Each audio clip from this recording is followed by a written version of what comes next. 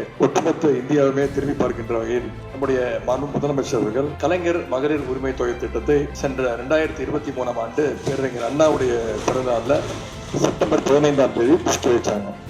மகளிருடைய பொருளாதார விடுதலைக்கு துணை நிற்கின்ற இந்த திட்டத்தின் மூலம் ஒவ்வொரு மாதமும் சுமார் 1,14,00,000 மகளிருக்கு இந்த உரிமை தொகையை நம்முடைய முதலமைச்சர் அவர்கள் வழங்கி வருகின்றார்கள்.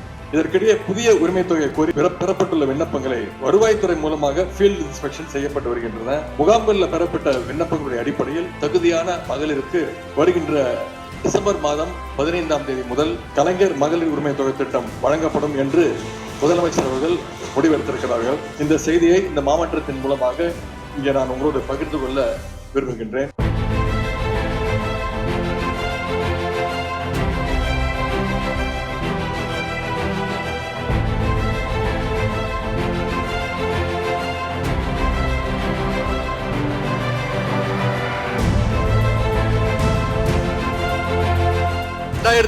சட்டமன்ற தேர்தல் பொழுது உங்களுடைய உழைப்பால நம்முடைய தலைவர் அவர்கள் மக்களால் தேர்ந்தெடுக்கப்பட்ட முதலமைச்சராக வெற்றி பெற்று அந்த பொறுப்பில் அமர்ந்தார்.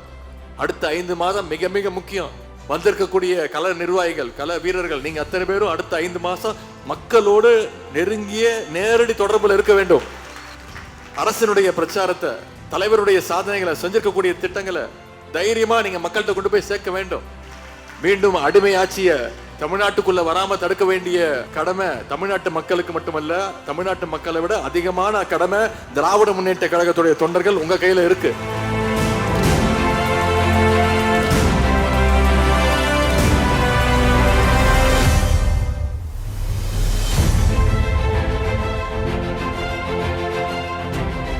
தன்னுடைய வாழ்நாள் முழுக்க சமுதாயத்தை தூய்மைப்படுத்துகின்ற பணியில் ஈடுபட்ட தந்தை பெரியார் திடல்ல இன்றைக்கு தூய்மை பணியாளர்கள் நான் சந்திக்கின்ற அந்த வாய்ப்பை நான் பெற்றிருக்கின்றேன். தூய்மை பணியாளர்கள், உங்களுடைய பணி போற்றத்தக்கது. குறிப்பா மழை காலங்கள்ல நள்ளிரவு 2 மணி 3 மணிக்கு அதிகமாக மழை பெய்யுகிறது. களத்துக்கு போவோம், எங்க தண்ணி தேங்கி நிற்கு பார்ப்போம், அங்க பணிகளை எல்லாம் முடக்கி விடுவோம்னு போய் பார்த்தோம்னா எங்களுக்கு முன்னாடி அங்க களத்துல பணிகளை மேற்கொள்ள ஆரம்பிச்சிருக்கிறது யாரும் பார்த்தீங்கன்னா இங்க வந்திருக்கக்கூடிய தூய்மை பணியாளர்கள் நீங்க தான். உங்களை எல்லாம் சந்திப்பது எனக்கு மிகுந்த பெருமையை நான் தேடிக்கொள்கின்றேன். எங்க வீட்டில் அவருக்கு கிட்னி இதுவாயிடுச்சு. அது கலைஞர் காப்பீடு திட்டத்துக்காக அப்ளை பண்ணி இப்போ எங்களுக்கு கலைஞர் அதில் மாசமான 8,800 ரூபா போடுறாங்க. அவருக்கு ஃப்ரீ டயாலிசிஸ் பண்ணுறாங்க. சொன்னால் எங்கள் வீட்டில் எல்லாம் நல்லா இருக்கா சொன்னால் அதுக்கு தலைவரோட ஆட்சி தான்ப்பா. அந்த 15ஆம் தேதி அப்படின்னாக்கா சாலிடாக வீட்டில் கூட கேட்டால் கொடுக்க மாட்டுறாங்க. ஆனால் அந்த 15ஆம் தேதி ஆனால் 1000 ரூபா விழுந்தது. பசங்களுக்கெல்லாம் எல்லாருக்கும் கல்வித்தொகை கொடுக்குறாரு.